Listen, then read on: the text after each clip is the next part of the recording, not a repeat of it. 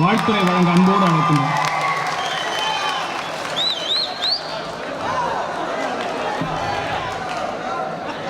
உங்கள் இந்த அரங்கத்தை நிறைத்திருக்கும் கமல் ஹாசன் அவருடைய ரசிகர்களுக்கு என்னுடைய வணக்கங்கள். என்னுடைய ஆசிரியரும் நண்பருமான திரு கமல் ஹாசன் அவர்களுக்கு என்னுடைய மனமார்ந்த பிறந்தநாள் வாழ்த்துக்கள். திரு கமல்ஹாசன் அவர்கள் நமக்கு கிடைத்த ஒரு அபூர்வ மனிதர்.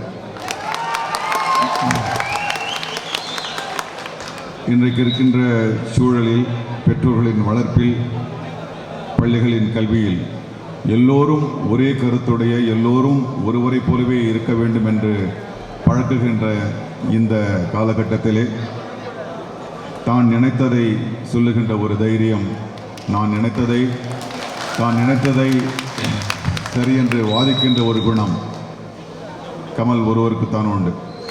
என்னிடம் சொல்வார், அவர் சொல்லுவார், கோபம் ஒரு மனுஷனுக்கு அவசியங்க.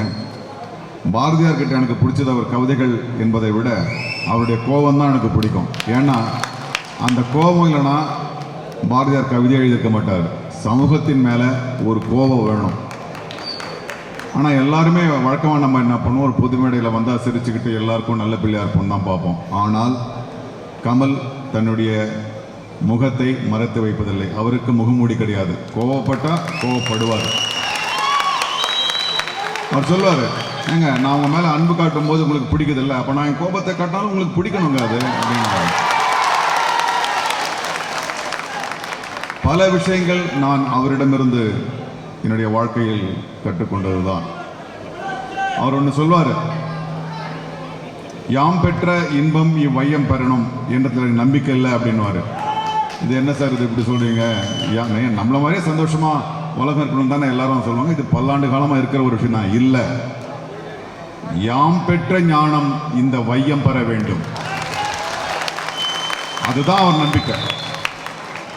அவர் இயக்குனராக இருந்தா, அவர் எழுத்தாளராக இருந்தா, அவருக்கு கீழே இல்லை, அவருக்கு இணையா பணிபுரிகிற ஒரு அசிஸ்டன்ட் டைரக்டர் எனக்கு இருக்கிற ஞானம் அவனுக்கு இருக்கணும் அப்படின்னு சொல்லி அவனை திட்டிட்டு இருக்க மாட்டாரு. இவருடைய ஞானத்தை அவரோட பகிர்ந்துப்பார்.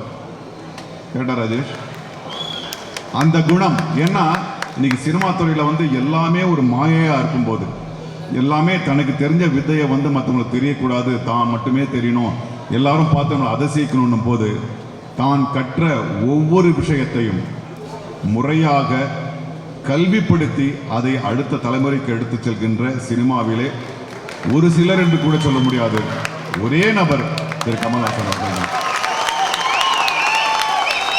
நான் அவருடைய நட்பு பாராட்டுவதற்காக அல்ல, உண்மையில் இந்த திரைப்பட துறை அவர் ஆஸ்கர் வாங்கறதுனால இந்த தமிழ் திரையுலகத்தில் கொண்டு போய் அடுத்த லெவலுக்கு வைக்கணும்னு அவர் கனவு காண்டதில்லை.